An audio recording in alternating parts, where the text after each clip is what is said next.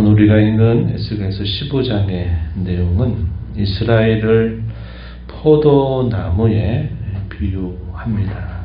그래서 지나간 이스라엘의 역사들을 이 짤막한 이 비유를 통해서 그들의 역사가 어떠했는가 하는 것을 보여주고, 특별히 유다 나라가 바벨론의 침공에 의해서 두 차례나 이미 포로로 끌려가게 되는 그런 상태에 있었음에도 불구하고 여전히 그들의 모습은 하나님 앞에 마치 무가치한 포도나무와 같은 그런 모습을 보이고 있다는 사실을 이러한 비유를 통해서 설명해 주고 있습니다. 우리가 예전에 금요기도에서도 그때 이 말씀을 함께 상고한 적이 있었습니다. 오늘 우리가 이 말씀을 보면서 우리가 이 시대를 어떠한 신앙의 안목을 가지고 살아야 될까 하는 것뿐만 아니라 우리의 살아가는 인생 여정을 또 우리가 이 비유를 통해서 다시 한번 돌아보고 또 하나님의 은혜로 새롭게 되는 시간이 되기를 바랍니다. 오늘 우리가 읽은 말씀에서 무익한 포도나무에 대해서 하나님이 에스겔에게 여러 질문들을 통해서 그것을 깨우치고 계심을 봅니다. 2절 말씀으로 가서 보면 인자야, 선지자를 부르는 표현이죠. 인자야, 포도나무가 모든 나무보다 나은 것이 무엇이랴. 포도나무가 과연 어디에 그 포도나무 다움이 있느냐. 다르게 말하면 이 포도나무의 가치가 과연 무엇이냐라고 물으시는 질문이 되겠습니다. 그러면서 그 쓸모에 대해서 몇 가지 질문을 하시죠. 3절에 보면 그 나무를 가지고 무엇을 제조할 수 있겠느냐. 또 그것으로 그릇을 걸 무엇을 만들 수 있겠느냐. 이렇게 물었습니다. 우리가 아는 바와 같이 포도나무가 이렇게 곧바로 자라는 그런 나무가 아니죠. 포도나무는 이렇게 굴곡이 치고 이렇게 자랍니다. 그래서 이것을 가지고 어떤 제목을 만들기에는 많이 부족한 것을 우리가 알 수 있죠. 또 그것을 가지고 쓸모를 물을 때 과연 거기에다가 그릇을 걸만한 그런 단단한 못을 만들 수 있겠느냐. 나무 못을 말하는 겁니다. 그것조차도 이 포도나무는 별 쓸모가 없다. 이 사실을 깨우쳐주고 있습니다. 그것이 쓸 수 있는 것이란 그리고 땔감의 제목밖에 더 되겠느냐. 땔감만 될 뿐이다. 이렇게 말합니다. 4절에 불에 던질 땔감이 될 뿐이라. 불이 그두 끝을 사르고 그 가운데 태웠으면 제조에 무슨 소용이 있겠느냐. 5절에 온전할 때도 아무 제조에 쓸모가 없다면 하물며 불에 살라지고 탄 후에 그 포도나무가 과연 어떤 제조에 합당하겠느냐. 더없이 쓸모가 없다. 이것을 깨우치고 있습니다. 이것이 그 당시 역사적인 상황으로는 무엇을 뜻하는가. 거슬러져 있다. 불에 이미 어느 정도가 타버렸다라고 하는 이 의미는 당시 유다 나라가 겪은 그런 여러 어려움들, 그것으로 인해서 더 쇠약해져 있는 모습을 말하고 있습니다. 우리가 계속 살펴보는 것처럼 당시 유다 나라는 한 번에 망한 게 아닙니다. 느부갓네살 왕이 신바벨론 제국의 초대 왕이 되면서 왕이 되던 해에 유다 나라가 첫 번째 침공을 받고 유다 나라는 이 바벨론에 저항할 힘이 없었습니다. 그래서 첫 번째 침공을 받을 때 포로로 끌려가는 일이 있었다 하는 겁니다. 그게 언제냐. 여호야김이 다스린 지 3년 되던 해라고 말합니다. 주전 605년이다 그랬어요. 그때 신바벨론 제국이 굉장히 힘을 많이 얻어가고 있는, 세력을 확장하기 시작한 그런 때였다 그랬어요. 애굽 나라와의 전쟁을 하게 되면서 애굽 나라가 그 전쟁에서 바벨론에 의하여 패배를 당하면서 급격히 쇠약해 버리게 됩니다. 그 기세를 몰아서 유다 나라까지도 이 바벨론은 침공을 하게 됐는데 유다 나라가 이 바벨론에 저항할 힘이 없었습니다. 그러니까 결국 침공을 받으면서 바벨론의 요구를 들을 수밖에 없었어요. 그래서 첫 번째 포로로 끌려간 일이 있었습니다. 다니엘 같은 경우가 바로 이 첫 번째 포로로 끌려갔던 대표적인 사람으로 우리가 알고 있는 부분이죠. 그리고 난 다음에 약 얼마가 지나느냐, 한 8년 정도 이렇게 지나고 나면서 또 이 바벨론에 의해서 또 침공을 받게 됩니다. 두 번째 포로로 끌려가요. 이때 포로로 끌려갔던 대표적인 사람이 누구라 그러죠? 바로 이 에스겔입니다. 에스겔이 포로로 끌려가게 되었어요. 그리고 포로로 끌려간 지 약 5년 정도 됐을 때 그가 포로민 가운데서 선지자로 부름을 받게 되는 일이 있었다. 우리가 이렇게 살펴본 부분입니다. 이 두 차례에 걸쳐서 바벨론 나라에 의해서 침공을 당해서 저항할 힘이 없어 포로로 끌려가게 되는 이런 일을 여기 보면 불의 임의도 거슬러져 있어서 어느 정도 타버려 있는 포도나무의 모습이다 한 겁니다. 이 포도나무가 온전한다 할지라도 이 포도나무가 열매를 맺지 못하게 된다면 제조에도 또 그것을 어떤 다른 쓸모가 없는데 하물며 임의도 불에 거슬러져서 검물거져 있는 이 포도나무가 과연 어디에 쓸모가 있겠느냐 하는 겁니다. 결국 그것은 땔감이 될 수밖에 없지 않겠냐 이렇게 하나님이 깨우치고 계시는 겁니다. 땔감이 된다는 게 뭘까요? 결국 세 번째 바벨론 나라에 의해서 침략을 당하면서 결국 유다 나라가 패망하는 것을 여기 땔감이 되는 것으로 비유하고 있다는 겁니다. 이렇게 된 일이 단순히 역사적으로 유다 나라가 군사력이 약해서 힘이 없어서 그렇게 된 것이라고 성경은 말해주지 않는다는 겁니다.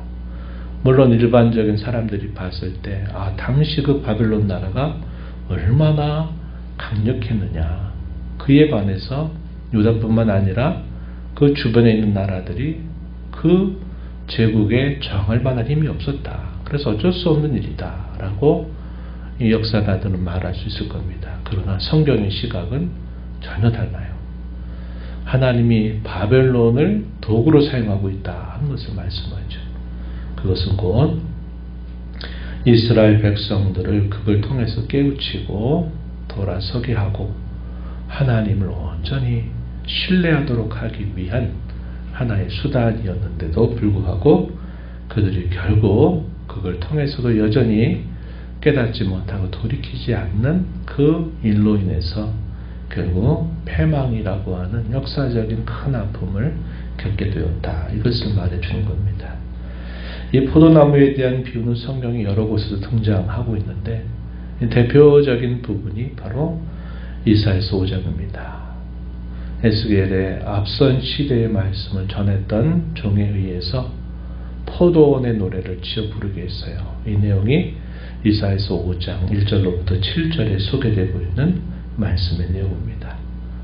그 뒤에 이어서 예레미야가 또 선지자로 부름받았던 때도 예레미야를 통해서도 이 이스라엘을 포도나무에 비유하고 있는 내용을 또 소개해 줍니다. 그래서 이스라엘을 여기에 빗대고 있다는 것을 알게 되고 하나님은 그의 백성들을 가만 사랑하심을 통해서 하나님은 그 백성들을 자신의 특별한 소유, 특별한 기업으로 삼으셨어요. 그것은 그들이 열방의 어떤 나라들보다도 뛰어난 민족이기 때문이 아니었어요. 다시 말하면 그들이 그럴 만한 가치가 있어서 하나님이 그들을 택하신 것이 아니었다는 겁니다. 오히려 신명기 내에서는 오히려 반대라는 거예요. 여러 민족 중에 너희가 수요가 적고 너희가 참 비교했을 때 모자라는 거예요. 그럼에도 불구하고 하나님이 다만 그렇게 하기를 기뻐하셨고 사랑하셨다는 겁니다. 그래서 열국 가운데 특별한 자신의 기업으로 삼으셨다 그래요. 왜 그들이 존귀하고 왜 그들이 영광스럽고 하느냐 하는 것은 그들을 택하여 부르신 하나님이 그와 같은 분이시기 때문에 그런 겁니다. 옛날 이야기 가운데 우리 그런 거 알고 있잖아요. 신분 자체는 참 보잘것없는 그런 신분이었는데 그를 찾아와서 그와 만나준 사람이 너무나 존귀한 사람이라고 하면 이 사람이 어떻게 될까요? 그 자신을 만나주고 자신과 함께하는 사람의 그 존귀와 가치 때문에 신분이 보잘것없는 사람의 신분이 높이 상승하게 되는 일이 있는 겁니다. 결혼이라고 하는 제도를 통해서도 그렇죠. 이 성경은 하나님과 자기 백성의 관계를 이런 결혼 관계로도 많이 비유하고 있어요. 우리는 그럴 만한 신부적인 자격이 없음에도 불구하고 하나님께서 우리의 신랑이 되셔서 우리와 결혼하셨답니다. 그래서 우리는 보잘것없지만 우리와 결혼을 하신 하나님이 너무나 존귀하신 분이기 때문에 우리가 그와 같이 존귀한 자로 우리의 모습이 바뀌게 된 겁니다. 이게 바로 우리를 가치 있게 만든, 자기 백성들을 가치 있게 만드신 하나님의 은혜였어요. 그래서 그들이 그 가치를 드러내는 것은 그들과 결혼하신 하나님과 함께하는 데 있다는 겁니다. 결혼관계가 깨어져 버리게 되면 보잘것없는 거예요. 그러나 그 결혼관계 안에 있게 될 때 비록 그들의 과거가 보잘것없고 참 초라한 신분이었음에도 불구하고 그 결혼관계가 그들을 곧 존귀하게 만들어준다는 겁니다. 그 결혼관계가 성경이 뭐라고 표현하고 있을까요? 언약관계다 이겁니다. 언약관계. 나는 너희의 하나님이 되고 너희는 나의 백성이 되리라 하시는 하나님의 그 말씀, 그것이 바로 언약관계고 그 언약관계가 하나님이 우리를 존귀하게 하신 그 근본적인 원인이 된다는 겁니다. 그래서 하나님은 자기 백성과 뭘 하기를 원하시는 거냐면 항상 그 언약관계 안에 자기 백성들이 머물기를 기대하시는 거죠. 하나님은 그 일에 있어서 한 번도 그의 신실하심을 패하신 적이 없었습니다. 그러나 문제는 항상 하나님의 백성이 된 그의 신부가 된 이스라엘에게 문제가 생겨요. 불신실함. 이래저래 상황에 흔들리고 이래저래 하는 것들에 늘 다른 곳에 마음을 또 빼앗기고 기웃기웃거리고 하는 그 모습이 결국 하나님과 맺어진 이 관계를 흔들어대는 일들이 계속 있었던 것이죠. 이사야서 5장에 보게 되면 이스라엘이 뭐라고 표현했냐면 극상품 포도나무를 가장 좋은 토양과 가장 좋은 환경에서 그리고 정성 들여서 극상품 포도나무를 심은 것에 비유합니다. 그리고 그 포도나무가 심겨있는 그곳에 다른 어떤 사나운 어떤 짐승이나 그것을 해하지 못하도록 망대까지 든든하게 세웠어요. 누구나 기대할 수 있는 결과는 뭐냐? 가장 좋은 품종의 포도나무에서 가장 귀한 포도 열매를 딸 수 있다고 하는 상식적인 기대였습니다. 그런데 이상하게도 나중에 보니까 그렇게 좋은 품종의 포도나무를 심고 가장 최적의 조건을 만들어서 당연히 그 포도에서 가장 맛있는 포도 열매를 딸 줄 알았더니 나중에 가서 보니까 그냥 아무 데서나 자라는 들포도, 쉬어서 먹을 수 없는 들포도 열매를 그 나무가 맺고 있는 겁니다. 이거 누가 봐도 이럴 수 없는데 왜 이런 일이 생겼냐는 거예요. 하나님이 자기 백성들에게 행하신 일이 바로 이와 같았다는 겁니다. 그럼에도 불구하고 그 백성은 결국 쓸모없는 포도 열매, 먹을 수 없는 포도 열매를 맺고 말았다는 거죠. 그걸 뭐라고 말하냐면 창기와 살인자들이 가득한 성읍을 만들고 말았다. 어디를? 예루살렘을. 하나님이 바라신 것은 하나님을 섬기면서 하나님과 함께하면서 그들이 살고 있는 그 성읍의 의와 공평의 열매가 맺어지기를 바랐다. 이것은 너무나 당연한 일이었다. 하는 겁니다. 그런데 나중에 보니까 의와 공평이 아니라 창기와 살인자들이 가득한 포악한 도시가 되고 말았다 하는 겁니다. 이것이 들포도나무를 맺은 이스라엘의 모습을 보여주고 있는 것이죠. 그래서 하나님이 뭐라고 말씀하시냐, 포도나무를 불에 던질 땔감이 되게 한 것처럼 내가 예루살렘 주민을 그와 같이 할 것이다. 6절에 그렇게 말합니다. 이런 일이 닥치는 것은 바벨론이 강해서가 아니라 이렇게 말했어요. 7절에 보면 하나님이 자기 백성들의 대적자로 되시기 때문에, 대적자가 되시기 때문이었다. 무슨 말입니까? 일시적으로 그들의 대적자가 되셨다는 겁니다.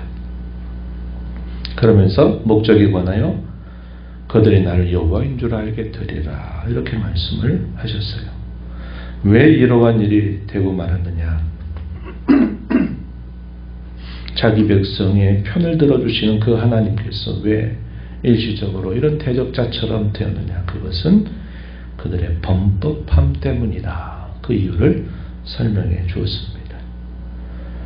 범법함, 죄를 범하는 거죠. 또 다르게 말하면 하나님과 함께 맺었던 결혼 관계를 깨뜨려서 그 관계 바깥으로 뛰쳐나가는 모습을 말하고 있는 것입니다. 그것 때문에 결국은 하나님이 그들에게 대적자가 되어서 이런 일이 그들에게 있게 된 것을 알게 하겠다. 이렇게 말씀을 하고 계신 것입니다. 그러나 하나님이 그렇게 하시는 것도 긍휼이 없는 그런 모습이 아니라 항상 하나님의 목적은 그들을 그 하나님의 언약관계 안에 그들을 두시려고 하시는 목적을 가지고 하나님 그렇게 하신다 하는 겁니다. 오늘 우리가 이 말씀을 통해서 아주 짧지만 이걸 통해서 이스라엘의 역사 전체가 어떠했는가 하는 것을 이 포도나무 비유를 통해서 우리가 알게 됩니다. 오늘 우리가 살고 있는 우리의 시대도 이 포도나무의 비유를 우리가 기억하면서 하나님이 우리에게 놀라운 은혜를 베푸셔서 우리의 신분을 존귀하게 하시고 우리를 영광스럽게 하셨는데, 그리고 우리와 함께 하기를 언제나 바라시는데 우리가 하나님의 그 안에, 하나님의 품 안에 거하기를 만족하지 않고 다른 것들을 계속 눈여겨보고 다른 것들의 마음을 빼앗기게 된다면 결국 우리도 이러한 모습이 될 수 있다 하는 것에 대해서 우리가 알게 됩니다. 우리 인생도 마찬가지입니다. 우리 인생을 살아오는 과정들이 초기로부터 우리가 지나온 우리의 삶은 과연 하나님 앞에 어떠했는가 하는 것입니다. 예수님은 포도나무의 비유를 통해서 뭐라고 말씀합니까? 나는 포도나무고 너희는 가지다. 너희가 열매 잘 맺으려면 다른 거 필요 없다는 겁니다. 뭐라고 얘기합니까? 가지가 포도나무에 붙어 있으면 저절로 열매를 맺는다. 그러나 포도나무의 가지가 그 나무와 떨어지는 순간 그것은 쓸모없는 땔감이 되고 만다 이렇게 말합니다. 주님과 우리와의 그 연합, 또 혹은 언약관계, 혹은 결혼관계라고 하는 이 범위를 우리가 벗어나게 된다면 우리는 결국 가치를 상실하게 되고 말 것이고 우리는 그 존귀함을 스스로 던져버리는 일을 하는 것이 되고 만다. 이것을 우리가 알게 되는 겁니다. 우리의 가치는 우리가 스스로 결정하는 거 아닙니다. 하나님 우리에게 주신 것입니다. 주신 하나님께서 우리를 가치 있게 하시는 것은 그분과 붙어 있는 거죠. 그분만을 섬기는 겁니다. 무슨 일이 있어도 그분만을 붙드는 것이고 어떻게 해야 될까요? 그분의 말씀 안에 내가 언제나 고하기를 사모하고 날 돌이키고 하는 삶을 우리가 힘써가게 되면 우리의 삶 속에 저절로 하나님의 성품이, 그분의 거룩함이 우리에게 열매로 맺어지게 된다. 이렇게 가르쳐주고 있는 겁니다. 우리가 이 세상에 일시적으로 보이는 가치나 영광처럼 보이는 것들에 우리 눈과 마음이 빼앗겨가지고 거기에 뭔가 진짜가 있는 모양이다. 이렇게 우리가 여기지 말고 우리는 하나님 안에 그의 품 안에 늘 거하기를 사모할 때 참되고 진실한 가치를 드러내서 하나님께 영광이 되고 그것이 또한 우리에게도 말할 수 없는 영광이 된다는 사실을 기억하면서 우리 남은 생애를 하나님 앞에 살아가게 되기를 바랍니다.